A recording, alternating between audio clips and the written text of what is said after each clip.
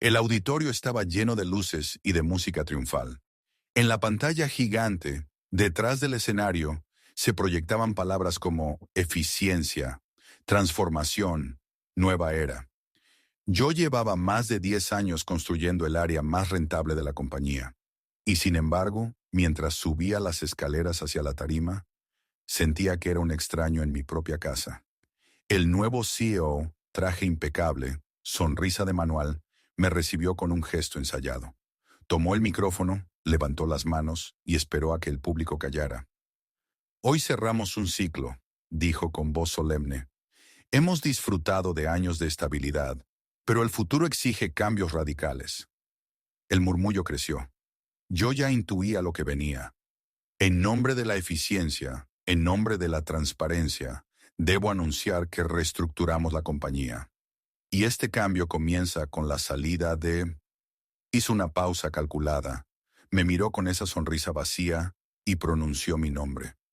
Los aplausos estallaron. No eran para mí, eran para él, para su teatro. Vi a colegas levantar las manos, aplaudir la valentía de cortar cabezas. Algunos me evitaban la mirada, otros sonreían incómodos. Me quedé de pie en medio de aquel escenario, tragándome la humillación. Una década de resultados, contratos firmados, proyectos rentables, reducidos a un espectáculo de marketing. El CEO extendió la mano hacia mí, como si me ofreciera una salida digna. La estreché. Estaba helada, como la de un cadáver. Gracias por tus servicios, susurró, apenas audible. No respondí. Bajé las escaleras entre flashes y murmullos, con el corazón latiendo en los oídos. En la pantalla detrás de él, ya no había ni una mención a mi nombre. Solo gráficos brillantes, flechas ascendentes, la ilusión de un futuro que no existía. Esa misma noche, solo en mi habitación de hotel, no pude dormir. Abrí el portátil, repasé viejas presentaciones, contratos, balances. Cada línea era un recordatorio de lo que había levantado.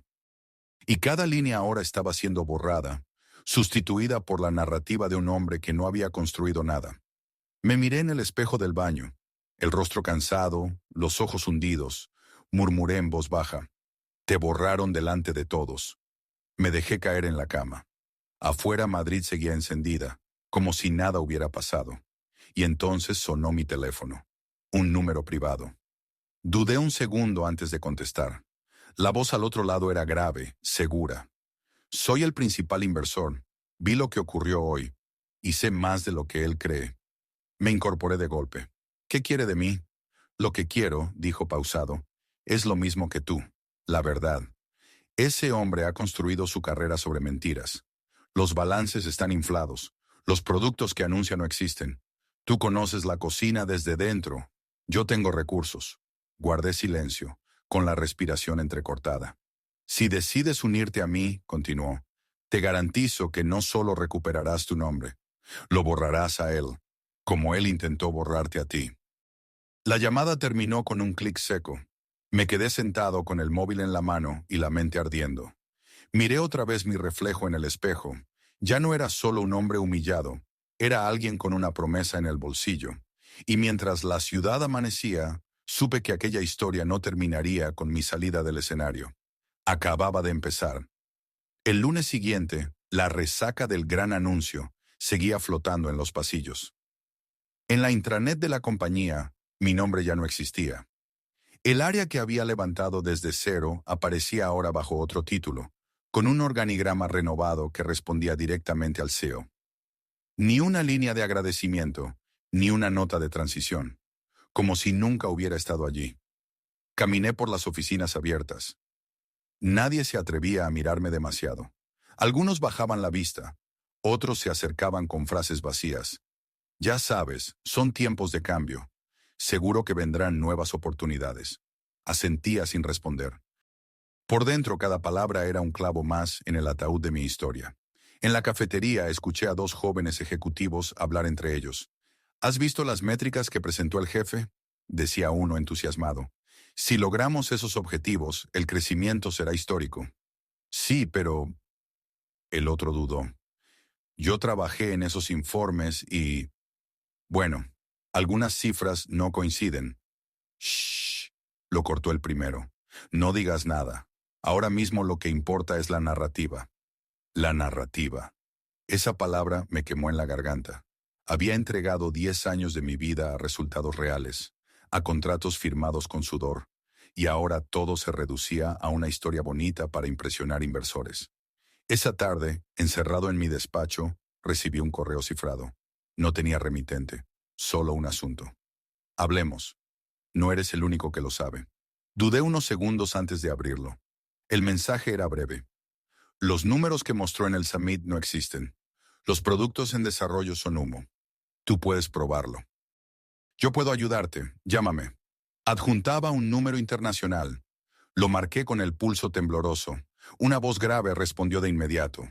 Soy el principal inversor privado de la compañía. Vi cómo te humillaron en el escenario. Y sé que lo que presentó ese hombre fue un teatro. Me quedé en silencio, apretando el móvil contra la oreja. Escucha, prosiguió. Yo no tengo acceso a las entrañas de la empresa. Tú sí. Tú sabes cómo funcionan las cifras, qué proyectos existen y cuáles no. Si colaboramos, puedo destapar lo que él ha montado. Tragué saliva. ¿Y qué gana usted con eso? Lo mismo que tú, respondió sin dudar. Que caiga. Colgué y me quedé mirando el techo. El corazón me latía en las sienes. Durante años había sido el rostro visible de un área rentable. El hombre que traía contratos reales, no gráficos inventados.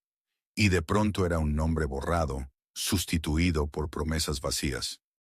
Me levanté, abrí el cajón inferior de mi escritorio y saqué carpetas que llevaba guardando desde hacía años. Balances trimestrales, contratos, registros internos, documentos que demostraban la solidez de lo que habíamos construido y que contrastaban con las cifras infladas que ahora circulaban. Los extendí sobre la mesa. Eran mis armas. Al anochecer salí del edificio. Frente a la puerta, un enorme cartel con la nueva campaña brillaba en neón. Eficiencia es futuro. Me quedé observándolo un largo rato. El reflejo en el cristal me devolvía la imagen de un hombre que ya no pertenecía a ese lugar. Respiré hondo y me repetí. Si quieren borrar mi nombre, tendrán que hacerlo 2 veces. Caminé hasta el hotel con una calma extraña. Dentro de mí, algo había cambiado. La humillación aún dolía, pero ya no era un peso muerto. Era un filo.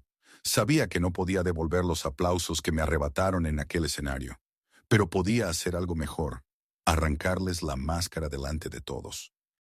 Y esa idea empezó a darme fuerza. Los días siguientes se convirtieron en una rutina de silencio y cálculo. Yo ya no tenía despacho, ni cargo oficial, pero aún conservaba accesos, contactos y, sobre todo, memoria.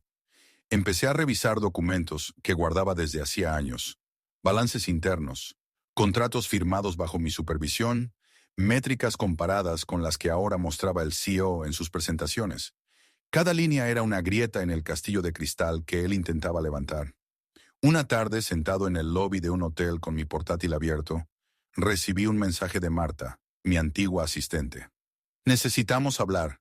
No todo está perdido. Nos encontramos en una cafetería discreta, lejos de oficinas. Llegó nerviosa, con un sobre en la mano. Lo deslizó sobre la mesa sin una palabra. Dentro había copias de correos, borradores de informes, números que habían sido modificados, métricas maquilladas antes de presentarse a los inversores. Lo vi todo, me dijo en voz baja. Él ordenó cambiar los datos. Dijo que nadie lo comprobaría. La miré fijamente. Ella bajó la vista, temblando. Si descubren que hablé contigo, me despiden. Ya estás despedida, Marta, respondí con calma. Solo que aún no lo sabes. Ella sonrió amargamente y se marchó sin mirar atrás.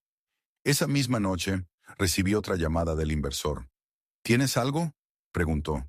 Más de lo que esperaba, respondí, mientras pasaba páginas del sobre. Hicimos un pacto. Yo reuniría pruebas internas, él se encargaría de los abogados y de la presión financiera. No era un acuerdo amistoso. Era un contrato implícito entre 2 hombres que querían lo mismo: ver caer a un impostor. Pasé los siguientes días reuniendo piezas. Luis, un antiguo director de proyectos, me envió registros que demostraban que varios productos anunciados jamás habían salido de la fase de prototipo. Otro excompañero me compartió contratos fantasmas con proveedores inexistentes. Cada fragmento iba a una carpeta que crecía como una sombra. Mientras tanto, en la prensa interna de la compañía, el CEO aparecía sonriente en cada nota, hablando de éxitos históricos y alianzas estratégicas. Yo leía esos titulares con una calma que no era resignación, sino espera. El primer golpe lo planeé cuidadosamente. Sabía que el CEO tenía una videollamada programada con un grupo de inversores internacionales. A través del contacto del propio inversor, obtuve acceso encubierto a la sala virtual. Me conecté con un usuario anónimo, sin cámara ni micrófono. La reunión empezó con su teatralidad habitual. El nuevo producto está en fase final. Tenemos clientes piloto y métricas que superan cualquier expectativa. Lo escuchaba y al mismo tiempo grababa la pantalla. Tenía los documentos delante de mí. No existía ningún producto final, no había clientes piloto, solo prototipos abandonados. Y allí estaba él, mintiendo con absoluta confianza. Esperamos cerrar la ronda con un 40 de crecimiento proyectado, concluyó, sonriendo como si ya hubiera ganado. Guardé la grabación con un nombre simple. Prueba 1. MP4. Esa noche, al reproducir el video, sentí un escalofrío. No era solo una mentira más. Era la evidencia clara, innegable, de que el castillo estaba construido sobre arena. Lo escuché varias veces, memorizando cada palabra, cada gesto suyo. Me serví un whisky y me quedé mirando la pantalla en silencio. Por primera vez desde el día del summit, sentí que el equilibrio cambiaba. Ya no era yo contra una máquina implacable. Era él contra la verdad. Apagué el ordenador, cerré los ojos y dejé que el cansancio me venciera. En mi mente, una sola idea se repetía. La caída ya ha empezado. Las primeras filtraciones no vinieron de mí, sino de un periodista especializado en tecnología. Una nota breve en un portal digital puso en duda las cifras récord que el CEO había mostrado en el Summit. El artículo citaba fuentes anónimas que hablaban de métricas inconsistentes, de proyectos aún inmaduros. No había nombres, no había pruebas concretas, pero la chispa estaba encendida. La respuesta de la compañía fue inmediata. Un comunicado agresivo en el que se acusaba a antiguos empleados resentidos de difundir rumores falsos. Yo sabía que hablaban de mí, aunque aún no me habían nombrado. Días después, lo hicieron.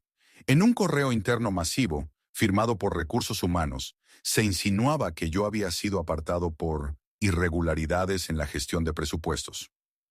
Una acusación velada de desvío de fondos, tan vaga como venenosa. Leí el correo con calma, sentado en mi cocina. Mi nombre aparecía asociado a la palabra sospecha. Esa era su jugada, intentar manchar mi reputación antes de que yo pudiera mostrar la suya. Llamé al inversor. «Ya han empezado. Déjalos», me respondió con voz seca. «Cuanto más griten, más ruido harán cuando caigan». La presión aumentó.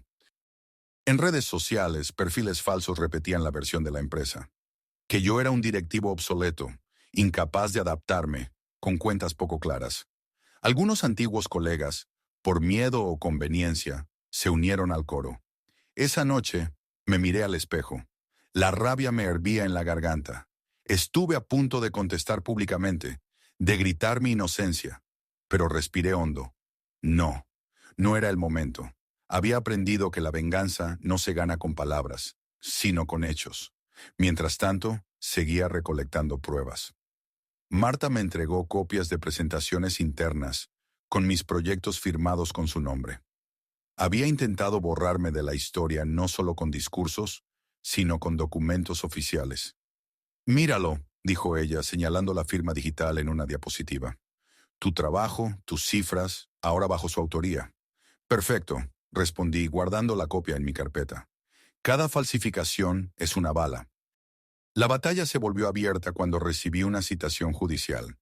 La empresa me acusaba formalmente de difamación y uso indebido de información confidencial. Teresa, mi abogada, sonrió con ironía al leerla. Ellos mismos están acelerando el proceso. Quieren asustarte, pero acaban de abrir la puerta al contraataque. Presentamos la grabación del CEO mintiendo a los inversores como respuesta preliminar. El juez aceptó la evidencia en revisión. La expresión de los abogados contrarios se torció en ese instante. Comprendieron que la partida se complicaba. En paralelo, la prensa recibió un paquete anónimo: extractos de correos, balances adulterados, capturas de las presentaciones. No era casualidad. El inversor había empezado a mover sus fichas. Los titulares comenzaron a multiplicarse.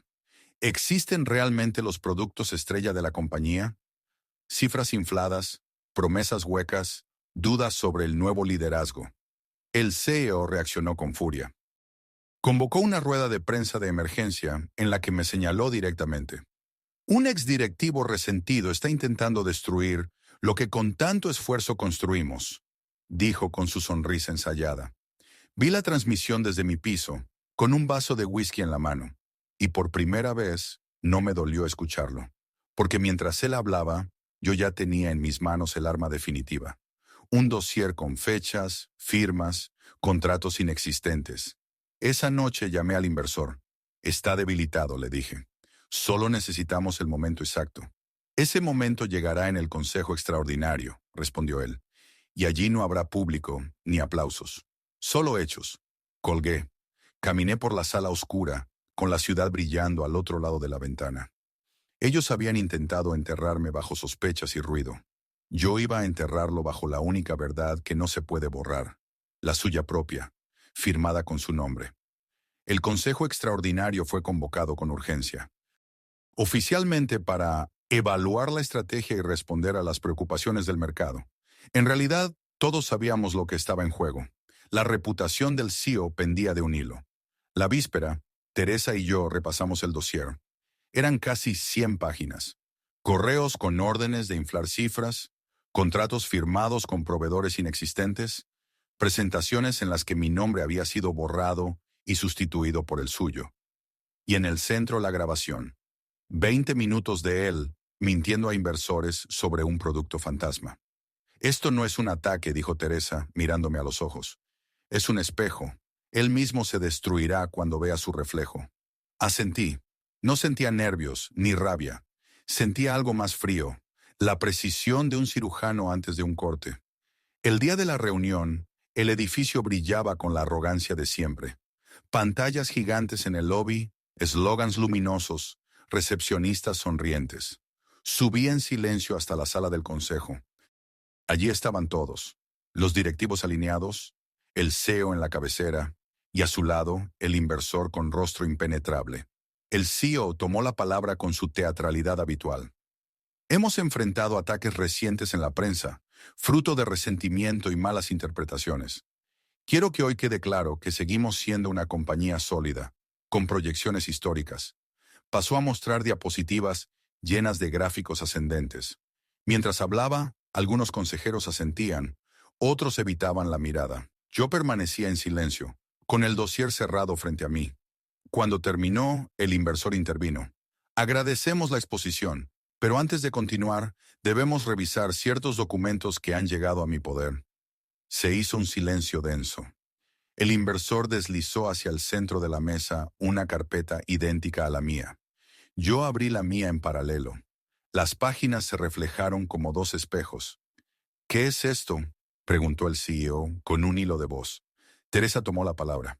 Son correos con su firma. Instrucciones de modificar balances, de anunciar productos que no existen. Y esta grabación abrió el portátil y la imagen del CEO mintiendo apareció en la pantalla.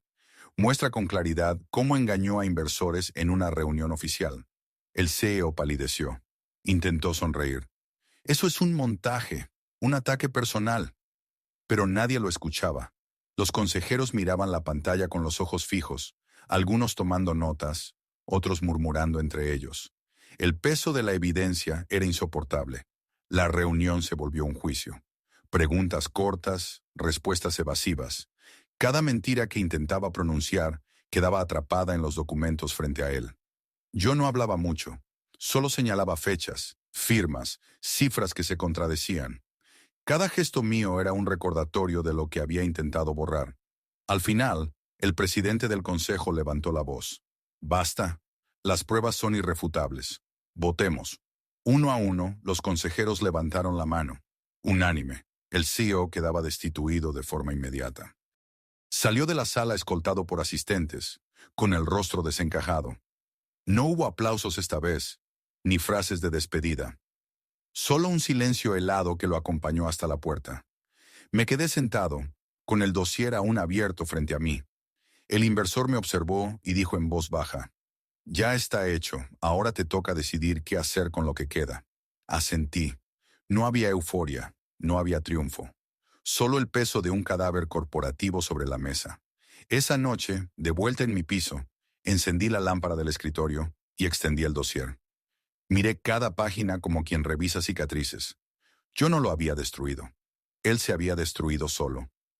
Mi papel había sido sostener el espejo hasta el final. Me serví un vaso de whisky y lo bebí despacio, mirando la ciudad desde la ventana. Habían intentado borrarme de la historia, pero ahora era su nombre el que desaparecía de las paredes, de los informes, de las memorias. Y comprendí que, al fin, la partida estaba girando en mi favor. La mañana siguiente mi teléfono no dejó de sonar. Correos, mensajes, llamadas perdidas. La noticia de la destitución del CEO había estallado en todos los medios financieros. Los titulares hablaban de fraude interno, cifras infladas, un engaño corporativo a gran escala. Mi nombre volvía a aparecer en las notas, esta vez como el exdirectivo que destapó la verdad. Me quedé de pie frente a la ventana de mi apartamento, viendo la ciudad despertar. No sentía victoria, sentía peso, porque detrás de cada artículo había empleados que perderían su trabajo, clientes que habían confiado en promesas vacías, inversores engañados. Ese mismo día fui convocado a una nueva reunión del consejo. La sala era la misma, pero el ambiente distinto, tenso, despojado de la arrogancia teatral. El presidente abrió la sesión sin rodeos. La compañía necesita liderazgo inmediato. No podemos permitir que la nave se hunda. Algunos consejeros me miraron directamente. El inversor rompió el silencio. Propongo que él, señalándome, asuma como CEO interino. No por revancha, sino porque conoce las raíces de la empresa y puede estabilizarla. Me quedé inmóvil unos segundos. Sentí las miradas, la expectación. Finalmente respondí: acepto, pero con una condición. No vengo a prolongar esta guerra personal. Vengo a limpiar, a cerrar ciclos, a devolver la dignidad a lo que construimos. El consejo votó. Esta vez también fue unánime. La transición fue brutal.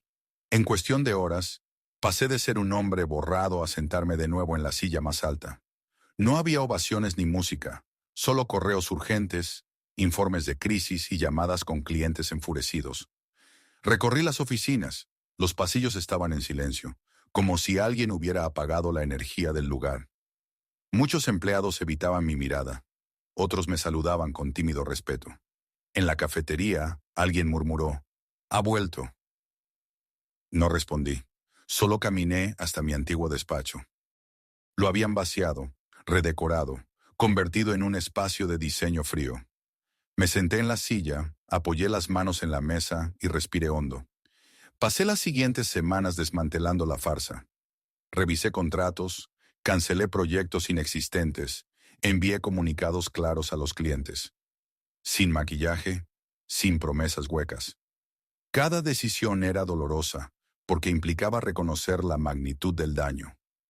Pero también era liberadora. Marta volvió a mi lado como asistente. Una noche, revisando balances hasta tarde, me dijo: «No pareces feliz, aunque ganaste». La miré en silencio, cansado. «No gané», respondí. «Solo detuve la caída». Ella asintió, comprendiendo más de lo que dijo. Mientras tanto, el antiguo CEO desaparecía de la vida pública. Ni entrevistas, ni comunicados. Solo rumores. Que había abandonado el país, que preparaba demandas, que buscaba refugio en algún fondo extranjero. No me importaba. Lo había visto caer, y eso bastaba. Un día, en el archivo central de la compañía, descubrimos algo más.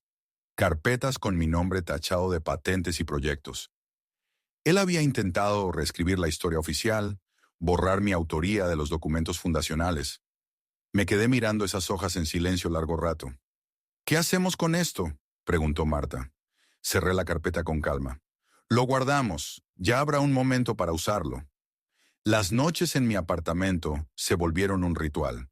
Whisky, ciudad iluminada y el eco de los aplausos falsos del Summit que me habían enterrado.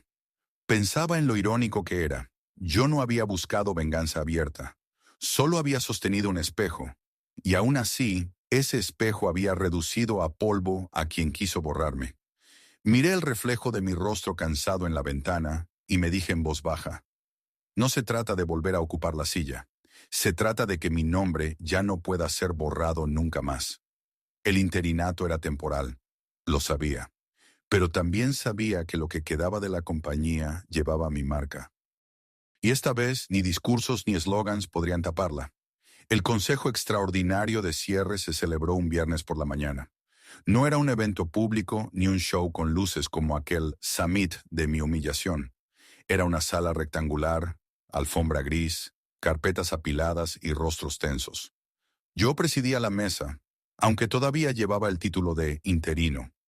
Los consejeros esperaban definiciones, los empleados pedían rumbo, y yo sabía que el final de la farsa aún no había terminado. Teresa abrió la carpeta con los nuevos hallazgos. Hemos encontrado modificaciones en los archivos de patentes y proyectos fundacionales. En varios documentos aparece su nombre, borrado y reemplazado por el del anterior CEO. Un murmullo recorrió la mesa. Yo respiré hondo. No me sorprendía, pero ver mi autoría tachada, sustituida como si nunca hubiera existido, removía algo más profundo que la rabia. Era el intento de matarme 2 veces, en vida y en la memoria. El presidente del consejo me preguntó: ¿qué quiere hacer con esto? Me incliné hacia adelante. Quiero que conste en acta que él intentó falsificar la historia de la compañía. Y quiero que se restaure la verdad en todos los registros, internos y externos. Si alguien intentó borrarme, que ahora quede borrado él. La reacción en la prensa fue inmediata. Filtramos copias de los documentos alterados, con las correcciones oficiales del Consejo. Los titulares explotaron. El ex-CEO intentó usurpar la autoría del fundador. Nueva capa de fraude en la compañía. Mientras tanto, yo recorría la oficina, hablando con equipos, reuniendo a la gente que aún resistía. No buscaba discursos heroicos, buscaba reconstrucción. Un ingeniero veterano me dijo en el pasillo: pensé que no volvería a verte al frente. Ni yo, respondí con una media sonrisa. Pero aquí estamos. El antiguo CEO lanzó su última maniobra. Un comunicado desde el extranjero, acusándome de persecución y de campaña personal para desacreditarlo. Teresa lo leyó en voz alta y luego lo dejó sobre la mesa. Pura desesperación, no tiene ninguna base. Yo lo miré un instante y lo guardé en la misma carpeta donde estaba el dossier de sus mentiras. Allí quedaría, como testimonio de su caída. La sesión final del consejo terminó con una votación clara. Yo seguiría al frente hasta estabilizar la empresa. Hubo aplausos discretos, pero no los busqué. Sabía que el verdadero cierre no estaba en esa sala, sino en algo más íntimo. Haber recuperado mi nombre de los archivos, de los papeles, de la memoria. Salí del edificio al anochecer. Afuera, el aire era frío, y las luces del lobby ya no mostraban eslogans vacíos, sino un simple mensaje de transición. Estamos reconstruyendo. Me detuve en la acera y miré el reflejo del rascacielos en los cristales. Recordé el día del Summit, los aplausos huecos, la mano helada del impostor. Y luego recordé la grabación, el dossier, la caída. Había sido borrado, y sin embargo ahí estaba, de pie frente a la misma torre, con mi nombre restituido donde debía estar.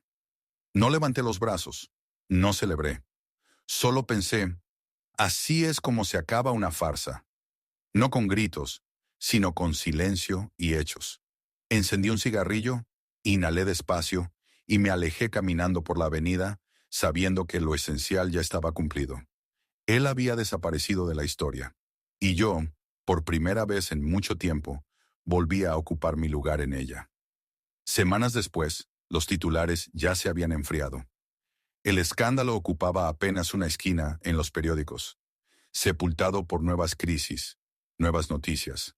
La compañía respiraba lento, como un animal herido que empieza a curarse. Yo pasaba más tiempo en el archivo que en la oficina principal. Revisaba cajas, carpetas, firmas. Restauraba nombres, corregía documentos. Mi autoría volvía a ocupar su sitio, línea por línea. No era vanidad, era memoria.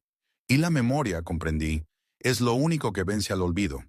Una tarde encontré el último rastro de él, un borrador de patente con su firma falsificada sobre la mía. Lo miré en silencio. Luego, con un bolígrafo negro, tracé una línea gruesa sobre su nombre. Lo borré de una vez, de manera definitiva. Guardé el documento en la carpeta final y cerré el archivador con un clic metálico.